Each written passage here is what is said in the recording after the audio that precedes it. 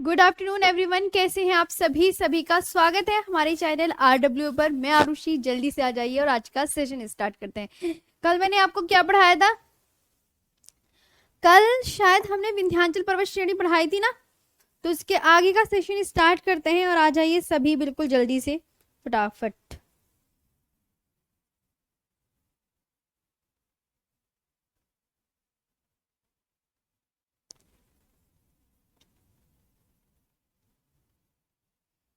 तो आज पढ़ने जा रहे हैं हम सतपुड़ा श्रेणी के विषय में।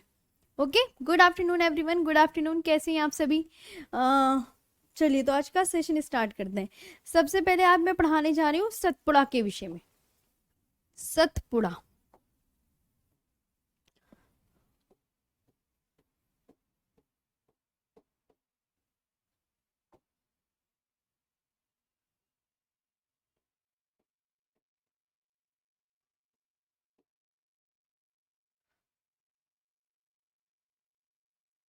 इसके बारे में जो आपको याद रखना है, सतपुड़ा रेंज यह भारत के मध्य भाग में स्थित है। सबसे पहली बात तो यह याद रखना, यह भारत के मध्य भाग में स्थित है, मतलब बीचों बीच, भारत के बीचों बीच में पड़ती है ये वाली श्रेणी। यह भारत के मध्य भाग में स्थित है। यह भारत के कहां पर स्थित है? मध्य भाग में। It is located in the central part of India.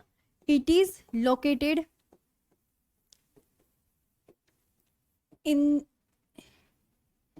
in the central part of India। पहली लाइन तो आपको ये लिखनी है। दूसरी लाइन इसके विषय में क्या लिखेंगे? दूसरी लाइन आपको लिखना है, मैम ये कितने राज्यों में पाई जाती है। तो ये कितने राज्यों में, तो इसका विस्तार कितने राज्यों में है ये बताना है। ये कितने राज्यों में एक्सटेंड्स करती है। तो आप क्या आंसर करोगे? मैम ये जो है इसका विस्तार गुजरात, मध्य प्रदेश, महाराष्ट्र, गुजरात, मध्य प्रदेश, महाराष्ट्र, गुजरात में, मध्य प्रदेश में, महाराष्ट्र में, ये बात याद रखनी है, पाई जाती है। और छत्तीसगढ़ छत्तीसगढ़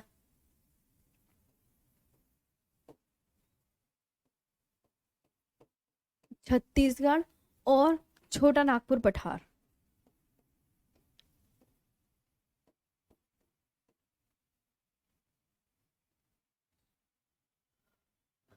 छोटा नागपुर प्लेटू यहां पाई जाती है। इतने राज्यों में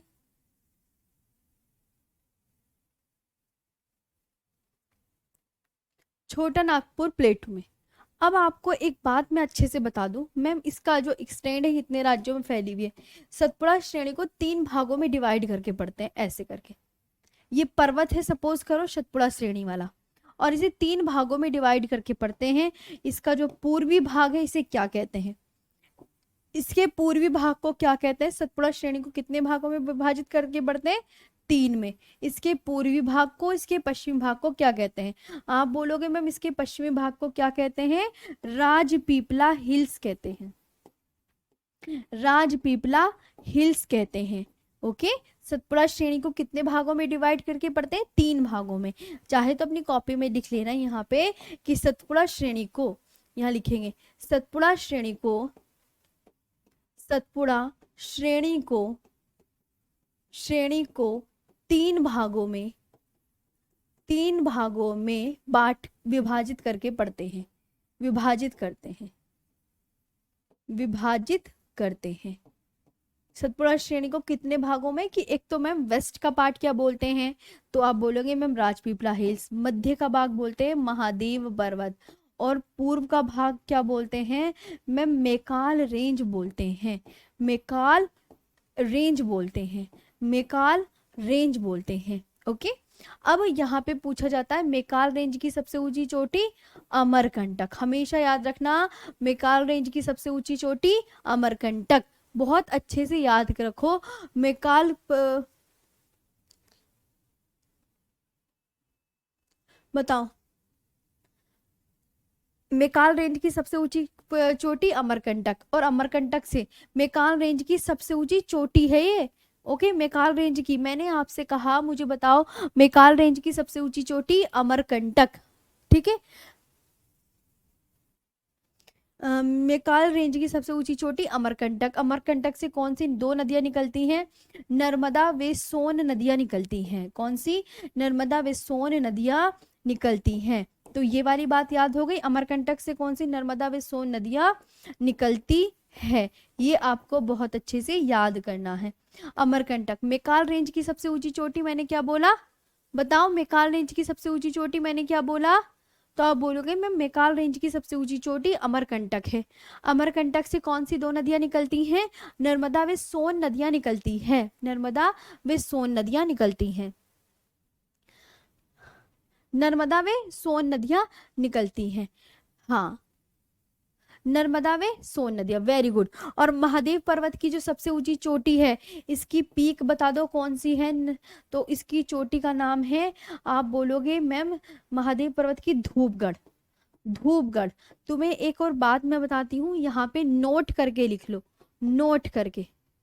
सतपुड़ा, सतपुड़ा वे महादेव पर्वत की, आप लाइन से नीचे ही लिखना, सतपुड़ा वे महादेव पर्वत की सर्वोच्च चोटी, दोनों की सर्वोच्च चोटी का नाम क्या है? दोनों की सर्वोच्च चोटी धूपगढ़ है। हमेशा याद रखना, दोनों की सर्वोच्च चोटी धूपगढ़ है। सतपुड़ा व महादेव पर्वत दोनों की जो सर्वोच्च चोटी है वो क्या है? धूपगढ़ है। ये आपको बहुत अच्छे से याद रखना है। Narmada and Son river originates from Amarkantak, इसकी जो इंग्लिश होगी नर्मदा एंड सोन रिवर, यहाँ पे इसकी इंग्लिश क्या होगी? Narmada and Son river, and Son river, river originates from Amarkantak, from Amarkantak. Okay, from Amarkantak, ये आपको बहुत अच्छे से याद रखना है। नर्मदा व सोन नदियां निकलती हैं, इसकी इंग्लिश होगी Narmada and Son river originates from Amarkantak. इसके बाद मैंने बोला Dhupgarh is the highest mountain of, Dhupgarh is the, इसकी इंग्लिश यहाँ पे लिख लेना, ठीक है, जो पीडीएफ बना रही वो भी, कि Dhupgarh is the highest mountain of Satpura and Mahadev पर्वत। ठीक है, ये आपको याद करनी है। और सतपुड़ा श्रेणी को कितने भागों में बांट के पढ़ते हैं? तो आप बोलोगे मैम सतपुड़ा श्रेणी को 3 भागों में डिवाइड करके पढ़ते हैं। अब याद रखना, आगे लिखवा दो, बहुत अच्छे से याद करना है आप सभी को। सोन नदी, याद नोट कर लो, सोन नदी मैम, ठीक है। इसकी इंग्लिश क्या लिखेंगे? मोनी आप ध्यान से सुनिए, सतपुड़ा व महादेव पर्वत की सर्वोच्च चोटी क्या है? धूपगढ़। तो आप बोलेंगे, चलिए यहाँ पे लिख देंगे, अरे मैं ये लिखवा दूं, Dhupgarh, Dhupgarh is the highest mountain of, is the highest mountain,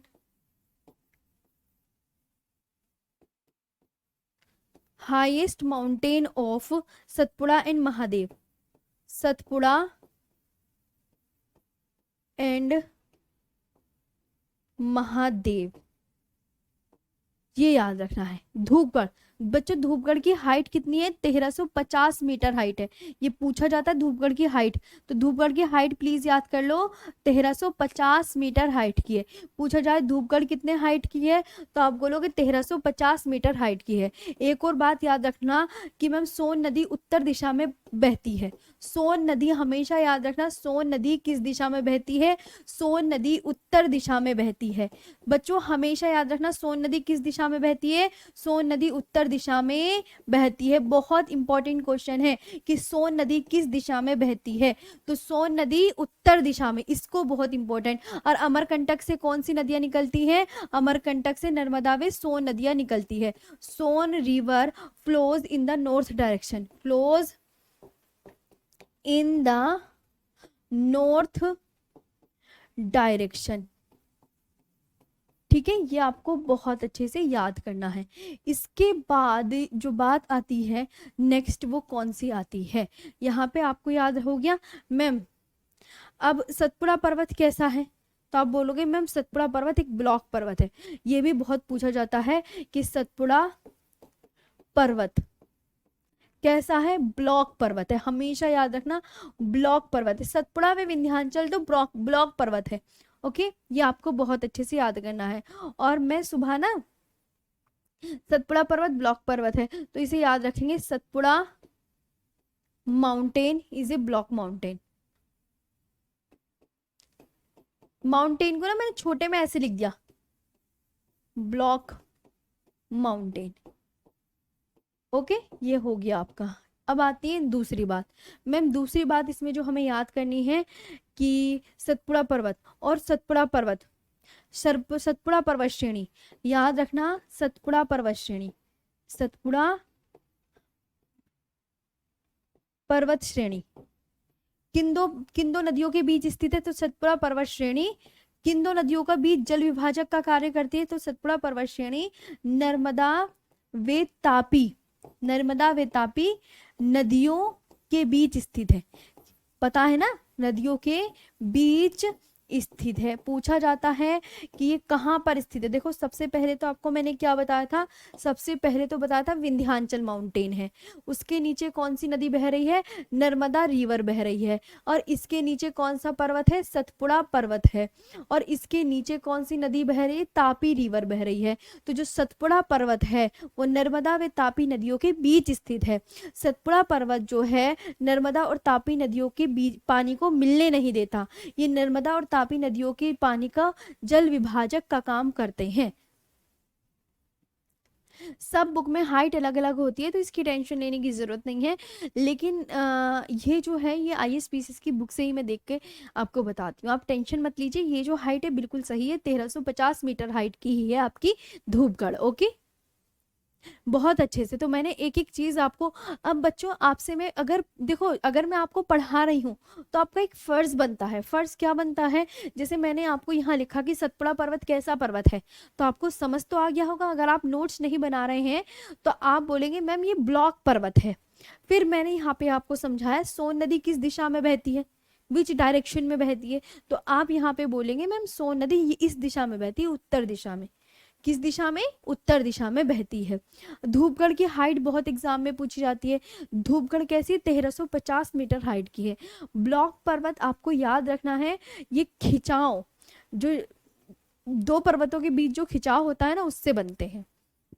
धरती में जो खिंचाव पड़ते हैं ना उससे बनता है ब्लॉक पर्वत। ठीक है, तनाव से, खिंचाव से, तनाव से। सतपुड़ा पर्वत श्रेणी, मैंने कहा नर्मदा व तापी नदियों के बीच कौन सा पर्वत है, तो इधर देखेंगे नर्मदा, ये रही नर्मदा, ये रही तापी, इन दोनों के बीच में मैम सतपुड़ा पर्वत है। ये आपको खुद अच्छे से याद रखना है। ये जो मैं बता रही हूँ आपको देखना, देखते हुए चलना है। तो ये सतपुड़ा रेंज आपका हो गया है फिनिश। आपको समझ में आई? देखो बस सतपुड़ा के विषय में इतना ही याद रखना है। सबसे पहले याद करना है ये भारत के बीचों बीच पार्ट में है।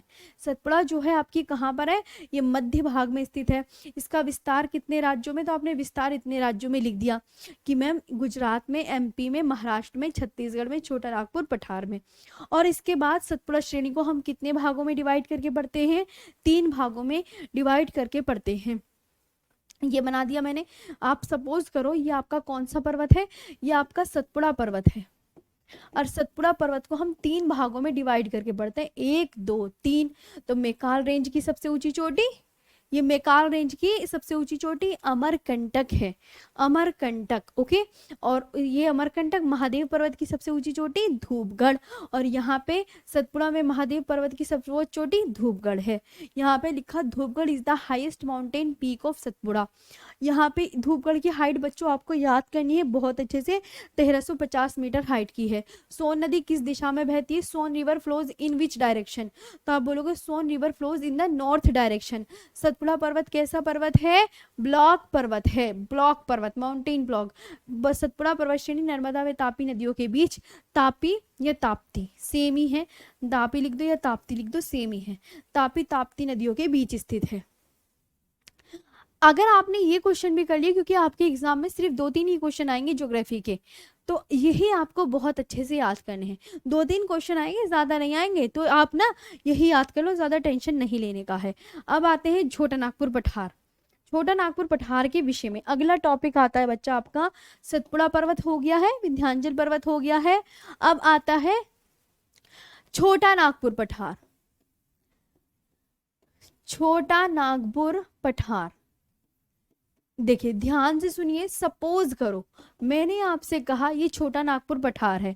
अब जो छोटा नागपुर पठार ये है छोटा नागपुर पठार, सपोज करो मैम ने ये जो गोल अंडा बनाया है ये क्या है, छोटा नागपुर पठार। तो छोटा नागपुर पठार जो है ये आपका छोटा नागपुर पठार है। इसे इसके बारे में ये कहा जाता है छोटा नागपुर पठार के कि छोटा नागपुर पठार कई छोटे छोटे पठारों से मिलकर बना है।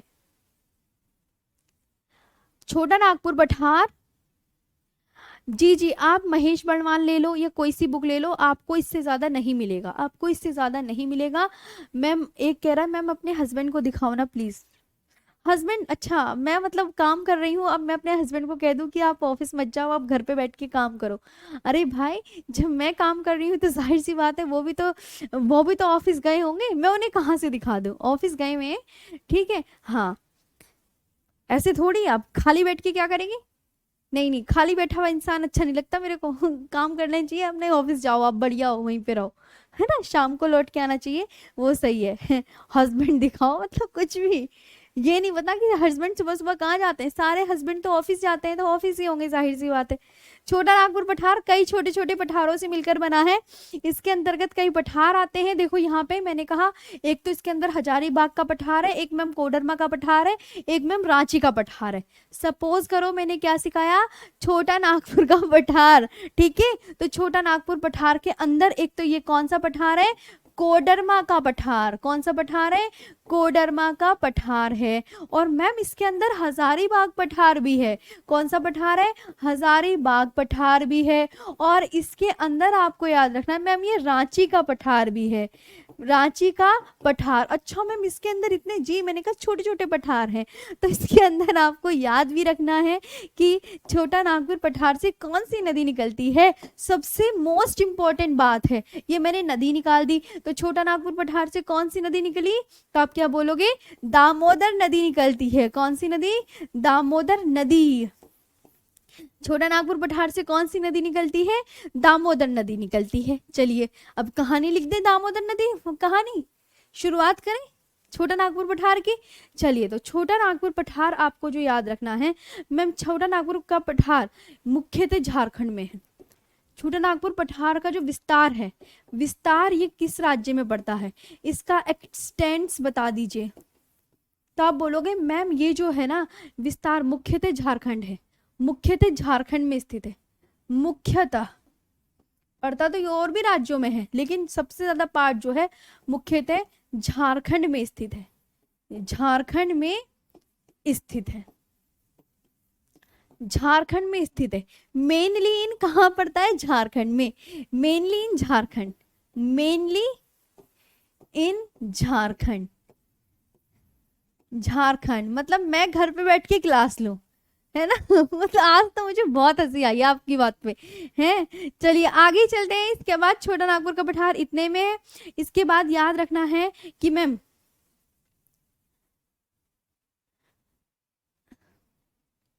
छोटा नागपुर पठार की सबसे बड़ी नदी का नाम, छोटा नागपुर पठार की सबसे लंबी नदी का नाम बताओ कौन सी है। तो आप क्या बोलोगे मैम, छोटा नागपुर पठार की जो सबसे बड़ी नदी है, छोटा नागपुर पठार की कौन सी नदी होगी बताओ, छोटा नागपुर पठार, छोटा नागपुर पठार की सबसे लंबी नदी पूछा जाता है, लंबी नदी। तो आप यहाँ पे क्या आंसर करोगे मैम, अभी तो आपने लिखवाया दामोदर नदी, दामोदर नदी। ये बड़ा ही इंपॉर्टेंट है कि छोटा नागपुर को क्या आपको याद रखना है मैम, दामोदर रिवर जो है is the largest river of Chota Nagpur plateau. Damodar river, Damodar river is the largest river of Chota Nagpur प्लेटू। CNP का मतलब आपको पता चल गया, छोटा नागपुर पठार, छोटा नागपुर पठार, ये आपको याद रखना है। छोटा नागपुर पठार की दूसरी सबसे लंबी नदी स्वर्ण रेखा है। छोटा नागपुर पठार की लिखेंगे, छोटा नागपुर पठार की, छोटा नागपुर पठार की दूसरी सबसे लंबी नदी, दूसरी सबसे लंबी नदी कौन सी है? पहली लंबी नदी तो मैंने बता दिया, दूसरी सबसे लंबी नदी स्वर्ण रेखा है। कौन सी है? स्वर्ण रेखा है, बड़ी इंपॉर्टेंट है, स्वर्ण रेखा है। तो ये जो स्वर्ण रेखा है ये आपकी याद रखनी है कि छोटा नागपुर पठार की दूसरी सबसे लंबी नदी स्वर्ण रेखा है। ठीक है, या तो ये बोल सकते हैं छोटा नागपुर पठार से निकलती है, तो यार रांची के पठार से कौन सी नदी निकलती है? यहाँ लिख देंगे, रांची के पठार से स्वर्ण रेखा नदी निकलती है, स्वर्ण रेखा नदी निकलती है रांची के पठार से। अपनी कॉपी में नीचे लिख लीजिएगा, यहाँ पे घिचपिच मत करिएगा, नीचे नोट्स बनाइए बिल्कुल अच्छे से। रांची के पठार से स्वर्ण रेखा नदी निकलती है, और स्वर्ण रेखा नदी पे कौन सा जलप्रपात है बच्चों? वाटरफॉल कौन सा है? हुंडरू जलप्रपात। कौन सा जलप्रपात है? हुंडरू जलप्रपात है। स्वर्ण रेखा नदी पर कौन सा वाटरफॉल है? हुंडरू जलप्रपात है। ठीक है, हुंडरू जलप्रपात। हाँ जी, चलो हो गया। छोटा नागपुर पठार की दूसरी सबसे लंबी नदी Damodar river, Swarnarekha river is the second largest river of Chota Nagpur प्लेटू। इसका लिख देना है इंग्लिश, ठीक है, कि जो छोटा नागपुर प्लेटू की जो दूसरी सबसे लंबी नदी है, तो आप बोलोगे मैम स्वर्ण रेखा। ठीक है, स्वर्ण रेखा, स्वर्ण रेखा is the, Swarnarekha river is the second largest river of छोटा नागपुर प्लेटू। ठीक, ये वाली बातें क्लियर हो गई हैं, आपको अच्छे से समझने आना चाहिए। आगे आते हैं इसके बाद कि मैम दूसरी सबसे लंबी भी नदी भी बता दिया आपने। ठीक, अब मैं यहाँ पे कुछ नोट लिखवाती हूँ जो बहुत इंपॉर्टेंट है। मैंने कहा बच्चा मुझे ये बताओ हुगली की सहायक नदी का नाम, ये पूछा जाता है एग्जाम में। हुगली की सहायक नदी का नाम, हुगली की सहायक नदी का नाम बताओ, हुगली की सहायक नदी का नाम। तो आप क्या बोलोगे मैम? हुगली की सहायक नदी का नाम दामोदर है। क्या है? दामोदर नदी। और क्या पूछा जाता है कि दामोदर की सहायक नदी का नाम, ये भी बहुत इंपॉर्टेंट है, ये अलग अलग से याद कर लेना। दामोदर की सहायक नदी का नाम, दामोदर की सहायक नदी का नाम। तब आप क्या आंसर करेंगे मैम? बराकर है। दो क्वेश्चन ये बन गए हैं, ये इस सहायक नदियों से पूछे जाते हैं। ठीक है, ये आपको याद रखना है, ये आपको क्या करना है? ये आपको याद करना है। चलिए ठीक, आगे चलते हैं। अच्छा, चलो आगे चलते हैं नेक्स्ट पर। आगे आते हैं नेक्स्ट में, दामोदर की सहायक नदी का नाम क्या है? ये इंपॉर्टेंट है, दोनों लाइन प्लीज याद कर लीजिएगा। आपके 2-3 नंबरों की तो ज्योग्राफी आनी है, तो आप बहुत अच्छे से याद कर लीजिएगा। ठीक है, चलिए, हुगली की सहायक नदी का नाम दामोदर नदी, और दामोदर की सहायक नदी का नाम क्या है? बराकर है। ये आपको याद रखना है। आगे करनी है नेक्स्ट पर। अब देखिए यहाँ पे मैंने बताया Swarnarekha river originate from the Ranchi plateau, ये तो मैंने लिखवा दिया ना।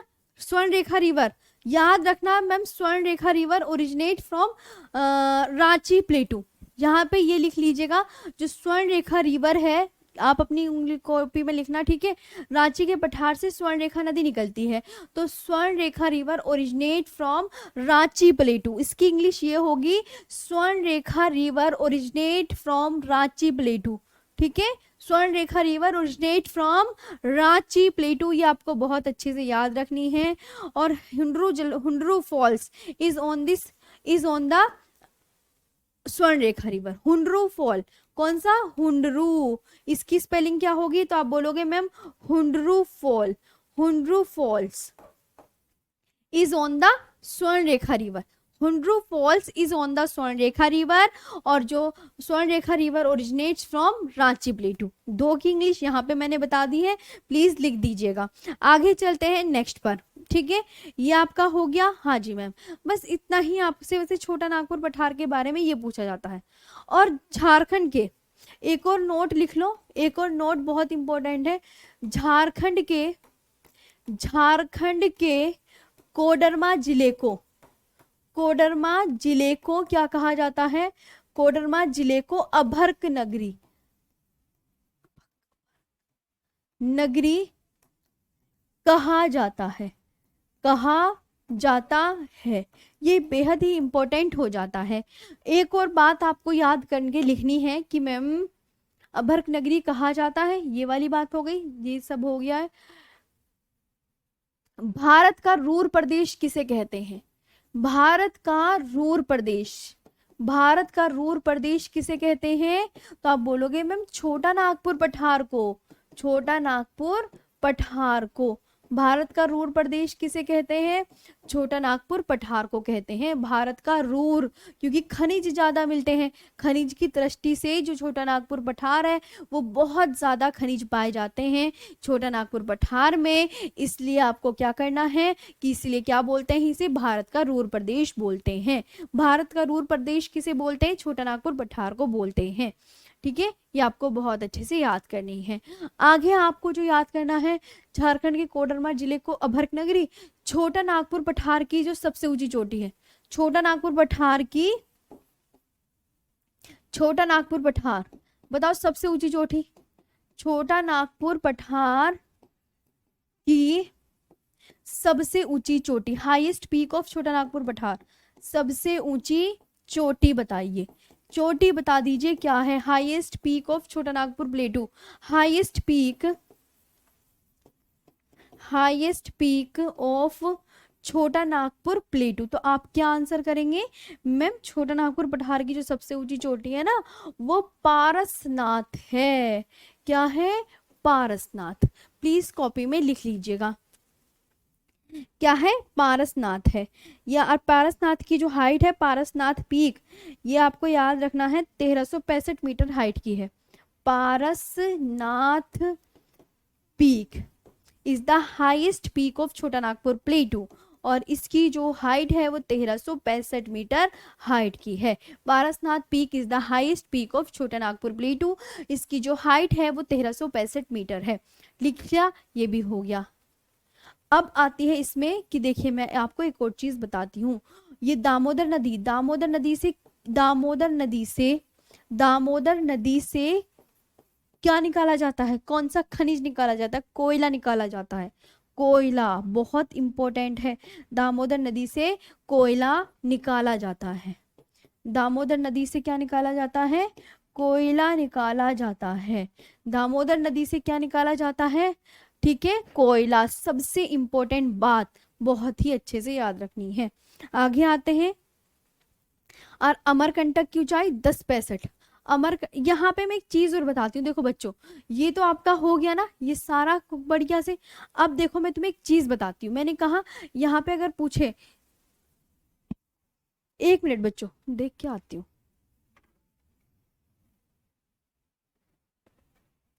चलिए आगे आते हैं। इसके बाद जो है अमरकंटक की ऊंचाई बता दी मैंने। अमरकंटक की ऊंचाई है 1065 मीटर। अमरकंटक की जो ऊंचाई है वो आपकी 1065 मीटर है। ओके बच्चा, 1065 मीटर, ये याद कर लेना। ठीक है, अमरकंटक की ऊंचाई कितनी है? यहाँ देखो 1065 मीटर है। और यहाँ पे धूपगढ़ की ऊंचाई कितनी बताई मैंने? 1350 मीटर है। और यहाँ पे मैंने आपको कितनी बताई है? यहाँ पे किसकी बताई? पारसनाथ। पारसनाथ की मैंने कितनी हाइट बताई? 1365। ओके, 1365। यहाँ कितनी बताई थी मैंने? 1350। ये 1350 है धूपगढ़, और पारस देखो ये 1350 है, सेम है। ये 1350 है और ये जो पारसनाथ है ये 1365 मीटर है। बस सिंपल ये याद कर लेना। आगे चलते हैं। ये सब मैंने आपको बहुत अच्छे से करवा दिया है। अभी बात करते हैं नेक्स्ट पर। तो ये तो सारा हो गया सतपुड़ा, विंध्याचल, महादेव। अब आता है आपका नेक्स्ट पढ़ते हैं नीलगिरी हिल्स के विषय में। नेक्स्ट डालो नीलगिरी हिल्स फटाफट से।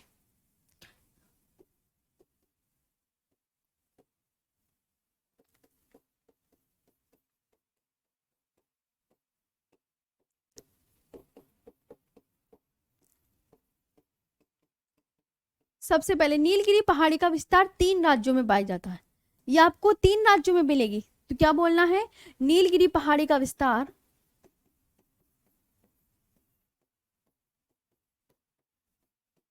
नीलगिरी पहाड़ी का विस्तार 3 राज्यों में पाया जाता है। 3 राज्यों में नीलगिरी पहाड़ी का विस्तार कितने राज्यों में? नीलगिरी पहाड़ी का विस्तार 3 राज्यों में पाया जाता है। एक कौन सा? कर्नाटक, एक केरल और एक तमिलनाडु। सबसे इंपॉर्टेंट बात कि मैम नीलगिरी पहाड़ी का जो एक्सटेंस है, इसका विस्तार एक्सटेंस कर्नाटक, केरल एंड तमिलनाडु।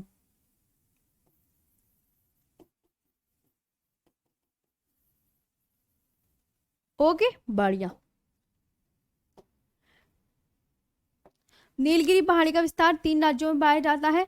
नीलगिरी की सबसे ऊंची चोटी, highest peak of Nilgiri, Nilgiri की सबसे ऊंची चोटी,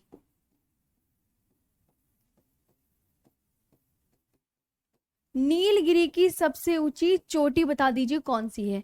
तो आप बोलोगे मैम नीलगिरी की जो सबसे ऊंची चोटी है वो दोदा बेटा है। वो कौन सी है? दोदा बेटा। Highest peak of Nilgiri, highest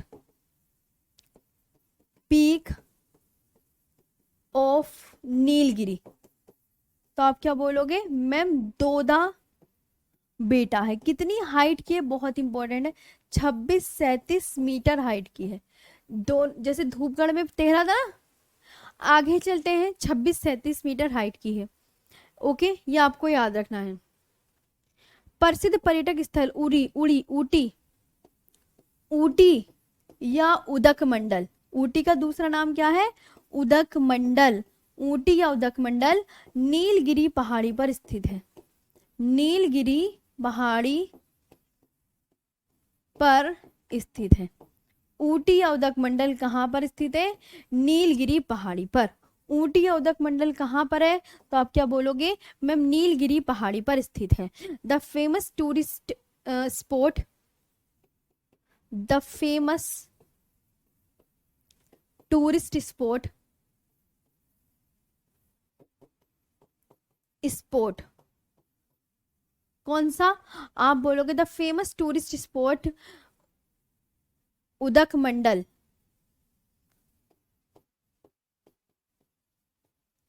Mandal is situated on the Nilgiri hills, is situated on the Nilgiri hills.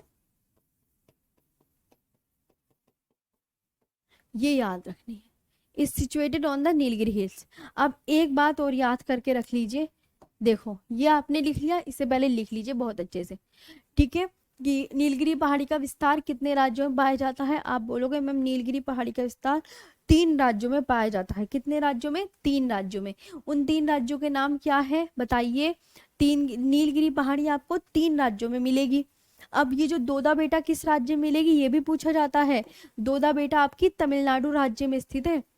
Tamil Nadu, इसकी जो हाईएस्ट पीक है ना नीलगिरी की हाईएस्ट पीक तो दोदा बेटा तमिलनाडु में है। कहाँ पर है? तमिलनाडु में। दोदा बेटा आपकी किस राज्य में स्थित है ये पूछा जाता है। दोदा बेटा किस राज्य में है? तो आप बोलोगे मैम तमिलनाडु राज्य में है। ये आपको याद रखना है। हाँ जी, तो नीलगिरी पहाड़ी का विस्तार कितने राज्यों में? कर्नाटक, केरल एवं तमिलनाडु में पाया जाता है। आप यहाँ पे समझा करो, पीडीएफ तो आपको मिलती है ना, तो बस क्यों परेशान होते हो, ठीक है? नीलगिरी पहाड़ी का विस्तार 3 राज्यों में पाया जाता है, कर्नाटक, केरल और तमिलनाडु में। नीलगिरी की, और अपने ने नोट्स भी बना लिया करो, उससे भी ज्यादा अच्छे से याद हो जाती हैं चीजें। सच में बता रही हूँ, करा करके देखो एक बार नोट्स बना के। नीलगिरी की सबसे ऊंची चोटी दोदा बेटा, देखो मैं भी तो लिखती हूँ ना। आगे चलते हैं, ऊटी उदक मंडल नीलगिरी पहाड़ी पर स्थित है। The famous tourist spot Udagamandalam is situated on the Nilgiri hills. आगे आते हैं, मैंने कहा यहाँ पे प्रायद्वीपीय भारत दक्षिण भारत की सबसे ऊंची चोटी बता दो। नोट, नोट में प्रायद्वीपीय भारत ये पूछा जाता है, या दक्षिण भारत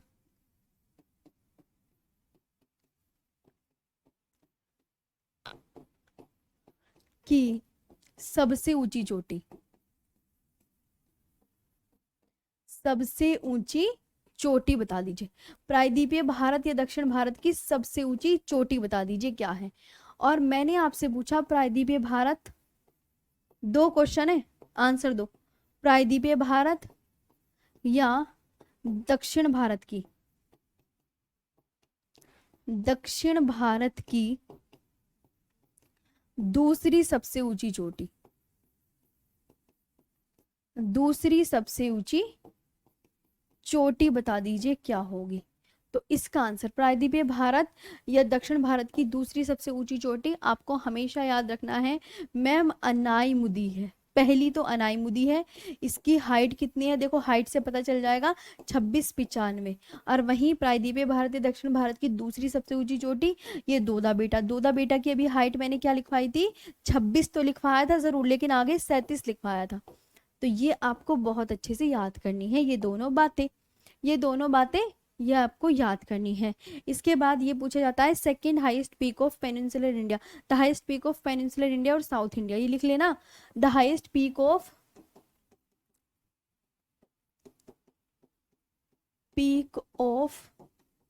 पेनिनसुलर इंडिया और साउथ इंडिया, ठीक है, ये आपको याद करना है। Second highest peak of peninsular India और साउथ इंडिया, इसकी स्पेलिंग, इसकी इंग्लिश ये होगी second highest peak of peninsular India और साउथ इंडिया। प्लीज लिख लेना कॉपी में, अपनी पीडीएफ में भी लिखना है, ठीक है मोनी। प्रायद्वीपीय भारत की जो, तो आप बोलोगे second highest peak of peninsular India और साउथ इंडिया दोदा बेटा। दोदा बेटा की हाइट में देखो यहाँ पे भी 26 है बच्चों, यहाँ पे भी 26 है, दोनों में 26 है। अनाईमुदी के आगे बस 95 याद करना है, अनाईमुदी के आगे क्या याद करना है, 95, और यहाँ पे आपको 37, वरना 26 ही 26 है। ये आपको बहुत अच्छे से याद करना है।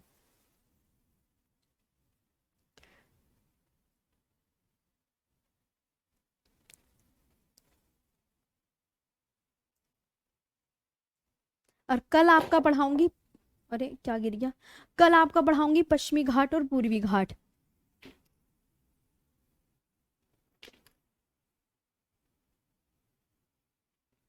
ठीक है, कल आपका क्या पढ़ेंगे, कल पढ़ेंगे पश्चिमी घाट और पूर्वी घाट। बस अब तो यही हो गया, कल पढ़ा दूंगी, अब इतना ही याद कर लो। अब नया टॉपिक करना पड़ेगा, फिर वो पूरा नहीं हो पाएगा, या पढ़ा दूं।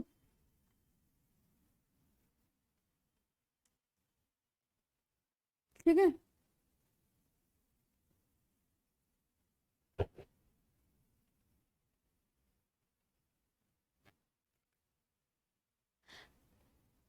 कल कल पश्चिमी घाट और पूर्वी घाट दो टॉपिक कल पढ़ा देंगे।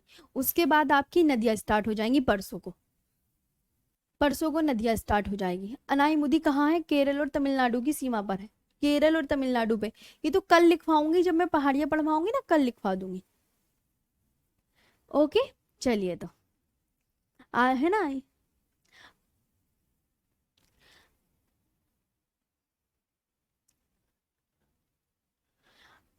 पश्चिमी घाट और पूर्वी घाट,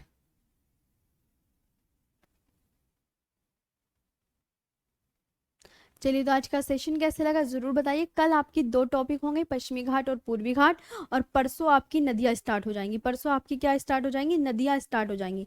बच्चों परसों क्या स्टार्ट हो जाएंगी आपकी, नदियां, परसों नदियां स्टार्ट हो जाएंगी। कल पश्चिमी घाट और पूर्वी घाट कर लीजिएगा बस।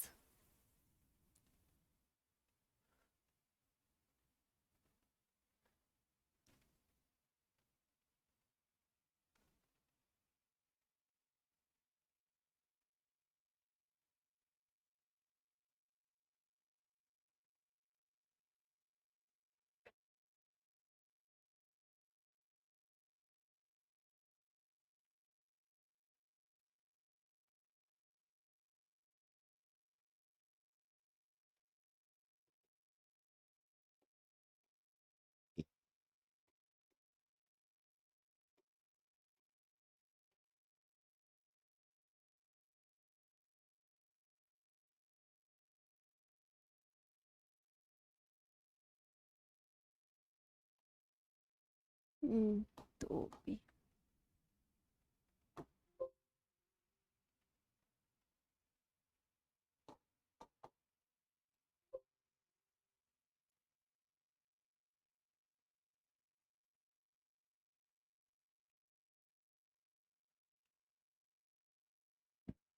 चलिए, आज का इतना ही।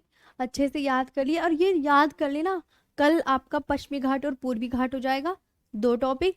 परसों आपकी नदियाँ स्टार्ट हो जाएंगी, तो अच्छे से पढ़ लीजिएगा बहुत। ओके, चलिए तो, मेरे को लग रही है बहुत भूख, इसलिए मैंने जल्दी छुट्टी कर दी, खाना नहीं खाया। ओके थोड़ा सा आज समझ जाइएगा। आज के लिए इतना ही। Thank you so much.